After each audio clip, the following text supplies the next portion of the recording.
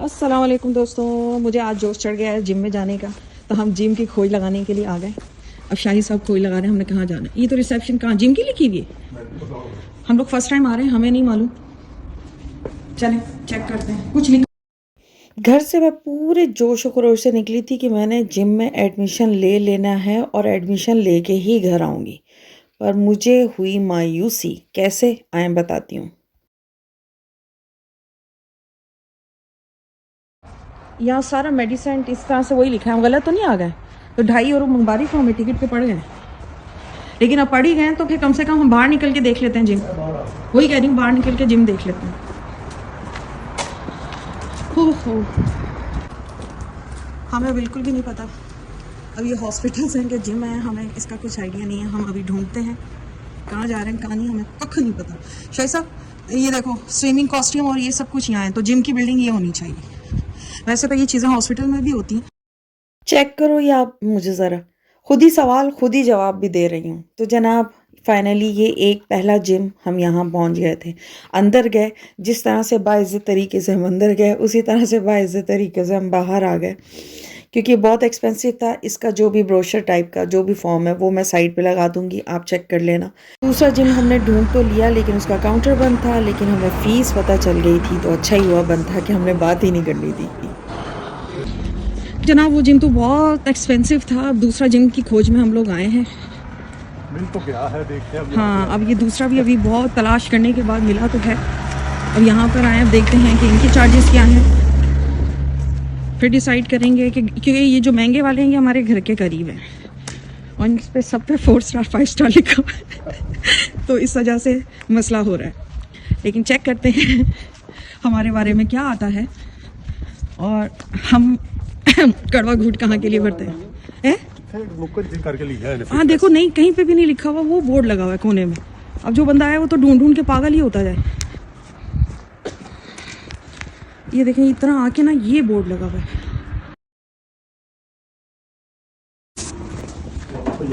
जनाब यहाँ से हम निकल रहे हैं क्योंकि वो कह रहे हैं कि जिम इस तरफ आगे है। आगे जाके अब हम चेक करते हैं। हाँ, आई थिंक ये भी वहीं से आ रहे हैं। अब हम देखते हैं। अच्छा, मुझे ऐसा ना, हालांकि मैं इतनी ठंड में कभी निकलती नहीं हूँ, जोश कभी कभी चढ़ता है। बस दुआ करिएगा मेरा ये जोश ठंडा ना हो जाए और हमें हमारी रेंज के मुताबिक जो है ना जिम मिल जाए। वरना ये जोश पैसे सुनते ही ना ऐसे झाग की तरह बैठना।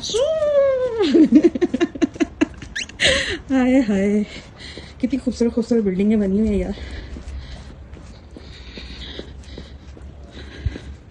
इतनी अच्छी पुरसुकून जगह है, इतनी खूबसूरत। तो यहाँ तो बैठ के खाने का मज़ा भी दोबाला है।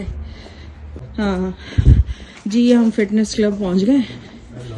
ये लोग एक्सरसाइज कर भी रहे हैं, ये तो ओपन है। चलें जी, देखते हैं अंदर, ठीक है, फिर बताती हूँ आपको। जनाब शाहिद साहब और मैं तीसरे जिम की तरफ गामजन। जी जनाब, लगे हाथों दूसरे जिम की कहानी भी सुन लें। वहाँ गए, काउंटर उसका बंद हो चुका हुआ था, तो इसलिए रिसेप्शनिस्ट से तो हमारी बात नहीं हुई। लेकिन वहाँ जो मेंबर्स थे वहाँ के जिम के, उनसे हमारी बातचीत हुई। तो उनसे हमें फ़ीस पता चली। पहले वाले जिम की फ़ीस मिनिमम थी 85 यूरो और इस वाले जिम की मिनिमम प्राइस थी 65 यूरो। और प्लस प्लस प्लस करेंगे तो वो और था। एडमिशन फ़ीस भी थोड़ी सी एक्स्ट्रा, चार्जेस उसके अलग से थे। तो दिस एंड दैट, तो हमने उसको भी ड्रॉप किया। अब ये हम तीसरे जिम की तरफ जा रहे थे।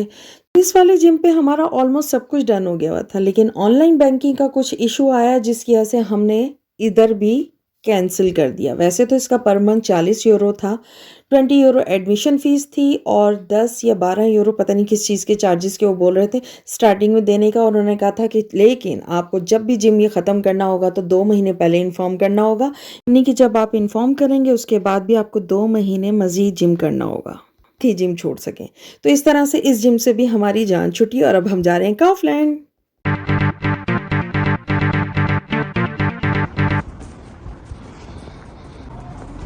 सुबह से मैंने कोई 10 दफ़ा शायद साहब को रेडी कराया, आओ कहीं बाहर चले, आओ कहीं बाहर चले। और मैं खुद ही सो जाती थी, सुस्त होकर बिस्तर पे पड़ी रहती थी। सुबह इतनी अच्छी धूप निकली हुई थी कि मेरा बार बार दिल ललचा रहा था कि मैं बाहर जाऊं बाहर जाऊं बाहर जाऊं। कभी कॉल्स आ गई, कभी मैं सुस्त पड़ गई हूँ करते करते ना। आप तो चले गए थे, लेकिन वही मैंने अलर्ट मेरी वजह से हुआ और मैं ही नहीं गई, आप होकर आ गए। तो मैंने इतनी दफ़ा प्रोग्राम कैंसिल कराया और अब देखिए फिर से ठंड हो रही है इतनी ज़्यादा और मैं बेवकूफ़ों की तरह अब निकली हूँ क्योंकि मुझे लग रही है भूख शदीद। तो अब पता नहीं मुझे शवारमा मिलता है कि नहीं मिलता, ट्राई करते हैं। तो हम लोग जा रहे हैं काउफलैंड शवारमा खाने के लिए और कुछ घर की थोड़ी बहुत ग्रोसरी करनी है हमने। वहाँ इतनी ठंड में बोलो ट्रेनिंग हो रही है। मैच तो हमारे बिल्कुल ये घर के सामने होता है ना जब होता है। हाँ ठीक है, तो फिर चलें। हालांकि हर किस्म की एक्सरसाइज घर में हो सकती है लेकिन बस वही सुस्ती। लेकिन कहीं जाना होता है ना स्पेशली, तो आपको मालूम होता है कि हाँ भाई जाना है, चेंज भी करना है और फिर थोड़ी एनर्जी वैसे ही हो जाती है। और फिर होता है जब आपको ये कि पैसे भी दिए हुए फिर आप वो काम ज्यादा जल्दी कर भी लेते हो। तो मुझे काफी सारी हेल्थ इश्यूज हो रही हैं, तो उस वजह से बेहतर है कि मैं जिम ज्वाइन करूं, मेरी हेल्थ इश्यूज थोड़ी बेहतर होनी शुरू हो। क्योंकि पाकिस्तान से आने के बाद से मैंने अपनी केयर बिल्कुल भी नहीं की थी, ना प्रॉपर ट्रीटमेंट लिया था, जबकि मुझे आके लेना था। एक्चुअली मुझे डेंगू हो गया हुआ था पाकिस्तान जब मेरी फ्लाइट थी उससे 2 दिन पहले।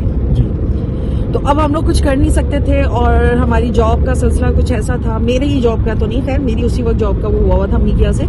शाहिद की जॉब का भी इशू था कि उन्हें टाइम से ही पहुंचना था और मुझ पे भी IMS ने कुछ एलिगेशंस लगा दी हुई थी, मैं उनकी परमिशन के बगैर गई थी, तो वो उधर भी मुझे हाजिर होना था, उन्होंने नई तारीख दे दी हुई थी। तो अब हम लोग डिले नहीं कर सकते थे, तो उस वजह से आना भी जरूरी था। और इस तरह से तो वरना वहाँ होती तो असद भाई ने बहुत अच्छा, लेकिन फिर भी उन्होंने जो मेडिसिन मुझे दी थी उसने इतना सपोर्ट कर दिया था कि मैं फ्लाई करके यहाँ आ सकी। मैं फ्लाई करके नहीं, मेरा मतलब फ्लाइट लेके मैं यहाँ आ गई, तो वरना मुझसे तो बैठा भी नहीं जाता था।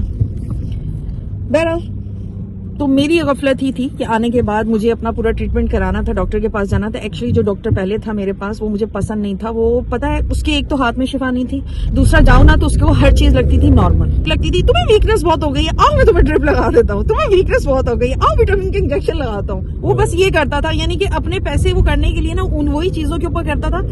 मैं अपनी हेल्थ इश्यूज के हवाले से उसे बता रही हूँ कि मुझे ये पेन हो रहा है, यूं मसला हो रहा है, नहीं ये नॉर्मल है ठीक हो जाएगा, नहीं ये नॉर्मल है ठीक हो जाएगा, वो यूं करता रहता था। तो अब अल्लाह का शुक्र है मेरा डॉक्टर भी चेंज हो गया है, सब कुछ ठीक है अल्हम्दुलिल्लाह। अब वो बता रहे हैं, लाजिम बात है, ऐसा नहीं है कोई बंदा बार बार बीमार हो रहा है तो एवी शौकिया तो नहीं हो रहा होता, उसको कोई इश्यूज चल रहे होते हैं तो बीमार होता है। तो ये अच्छे हैं फिलवक्त। तो अभी अब देखते हैं, अब जैसे जैसे मेरा ट्रीटमेंट या हर चीज चलती है क्या होता है क्या नहीं। तो उसमें पहला पार्ट यही आता है कि मुझे एक्सरसाइज करनी है और मुझे जिम ज्वाइन करना है।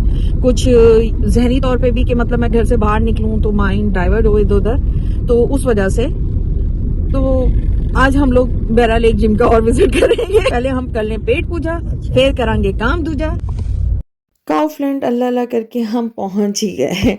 मतलब भूख बहुत ज़ोर शोर से लगी हुई थी। काउफलैंड पहुंचे तो वहाँ पे बाहर कुछ स्टॉल्स भी लगे हुए थे। पहले मैं स्टॉल पे चीज़ें देखने लगी, फिर एकदम से मुझे ख्याल आया कि मैंने तो कुछ लेना ही नहीं है, तो मैं अपना टाइम यहाँ क्यों वेस्ट कर रही हूँ, मुझे तो भूख लगी हुई है, मुझे तो खाना खाना है। तो फिर हम लोग जल्दी से अंदर चले गए, जाके हमने ऑर्डर किया अपना शवारमा। जब हम लोग गए थे ना तब इतना काउफलैंड में रश था, इतना काउफलैंड में रश था कि पार्किंग भी मुश्किलों से मिली, अंदर भी बहुत ज़्यादा रश था। जब हमने बैठना था तब जगह नहीं मिल रही थी और जैसे ही हम बैठते गए, लो जी सारी जगह खाली हो गई। नहीं मतलब ऑर्डर दिया है वो यहाँ को देंगे, नया सिस्टम कर दिया कि पैसे ले लिए पहले, पैसे कार्ड में देते रहने। अच्छा अच्छा अच्छा। Are you hungry? Little bit. I'm so hungry. सुबह से कुछ नहीं खाया। आज तो आपने मुझे नाश्ता किया, चाय का कप भी नहीं दी। नाश्ता आपने दिया था मुझे। हाँ तो आपको पता है मैं तो आपके हाथ से नाश्ता करती हूँ, मैंने आपको नाश्ता दिया तो आप मुझे कम से कम एक चाय का कप तो आपके हाथ टूटे हुए हैं जो मुझे मेरे हाथ से नाश्ता करती है। सब बैठे हुए, हम इसलिए ज्यादा बात नहीं कर सकते। जी जनाब, ज्यादा बात हमने इसीलिए बंद कर दी थी क्योंकि लोग बैठे हुए थे। कहीं आप ये ना समझो कि शाही साहब ने मुझे रोस्ट करना शुरू कर दिया था तो मैंने इसलिए आवाज बंद कर दी थी या कैमरा बंद कर दिया था। नहीं, ऐसी बात नहीं है, क्योंकि शाही साहब तो इस तरह के मजाक करते ही रहते हैं और मैं तो यूज्ड टू हूँ। और जो बंदा यूज्ड टू होता है तो वो दिल खोल के अपने आप को रोस्ट करा ही लेता है। तो जनाब हमने अपनी कुछ ग्रोसरी वगैरह की, कुछ चीजें वगैरह ली, चलें ग्रोसरी भी हो गई, चीजें भी ले ली, तो अब किसी टॉपिक पे बात कर लिया जाए। आज हम टॉपिक का आगाज करते हैं उन बच्चे बच्चियों के लिए, उन वालिदैन के लिए जो प्लान कर रहे हैं अपने बच्चों की शादियों का। तो देखें, मैं आप सबसे हम्बल रिक्वेस्ट करना चाहूँगी, मेरी इंग्लिश को मत पकड़िएगा, मैं आप लोगों से यही रिक्वेस्ट करना चाहूँगी कि देखें अब जो दौर है ना, इसमें सिर्फ तरबियत लड़कियों की नहीं की जाती, लड़कों की भी की जाती है। तरबियत से मुराद ये नहीं है, या मैं किसी की तरबियत पे उंगली नहीं उठा रही, मैं तरबियत से मुराद ये कह रही हूँ कि हम लोग ज़्यादातर ना अपनी बेटियों के ऊपर ही बर्डन डालते हैं कि तुमने कंप्रोमाइज़ करना है, तुमने ही चुप रहना है, तुमने ही बर्दाश्त करना है, तुम में ही सब्र होना चाहिए, ये वो। देखें अब जो दौर चल रहा है ना, ये क्वालिटी दोनों में होनी चाहिए, मर्द में भी और औरत में भी।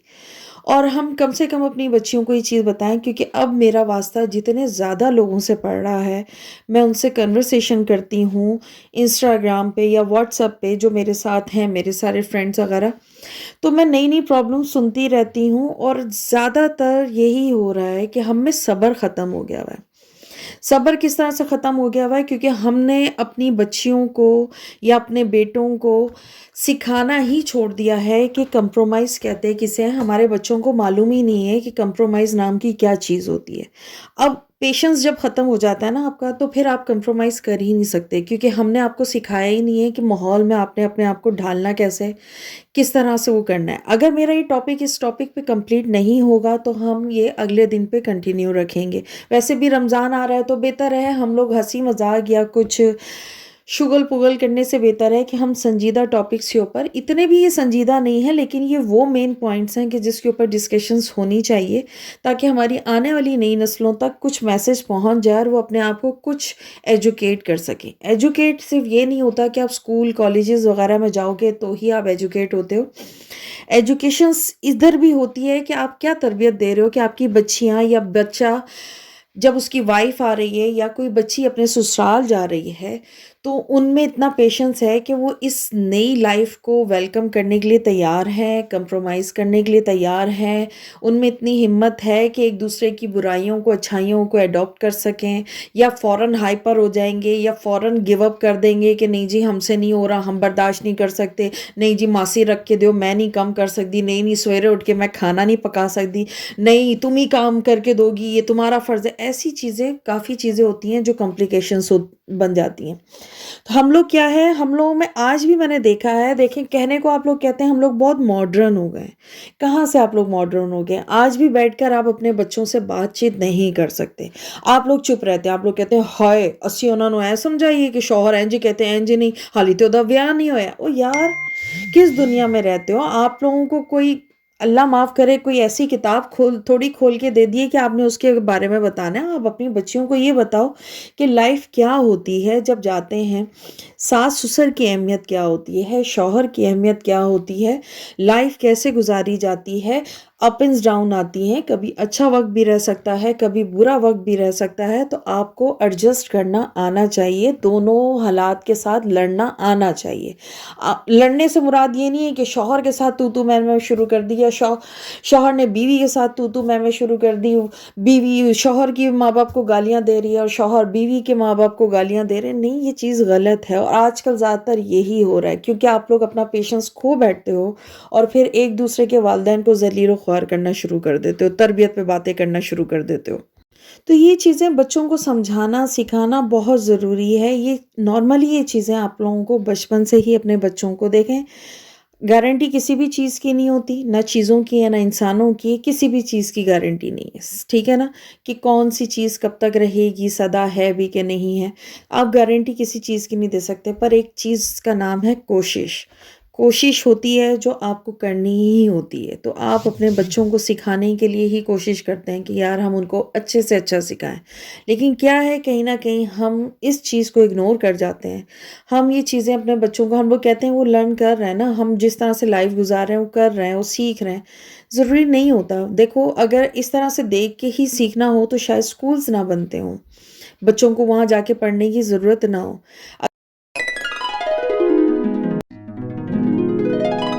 अगर यूं ही देख के सीखना हो तो फिर बच्चों को आप मदरसे में भी ना डालें कि कुरान पाक की तालीम वो वहाँ से जाके सीखें। यानी कि हर चीज़ सिखानी पड़ती है, बतानी पड़ती है। तो यही चीज़ें आप लोगों को अपनी बच्चियों को या अपने बच्चों को सिखानी पड़ेगी, बतानी पड़ेगी। फिल वक्त इस टॉपिक को यहीं छोड़ती हूँ कल के लिए, कि कल यहीं से इस टॉपिक को स्टार्ट करेंगे। आपके पास भी कोई सवाल और जवाब हो तो आप मुझे कमेंट्स बॉक्स में लाजमी बताइएगा। आप सब अपना बहुत ख्याल रखें, मिलते हैं कल के व्लॉग में। अल्लाह हाफिज़।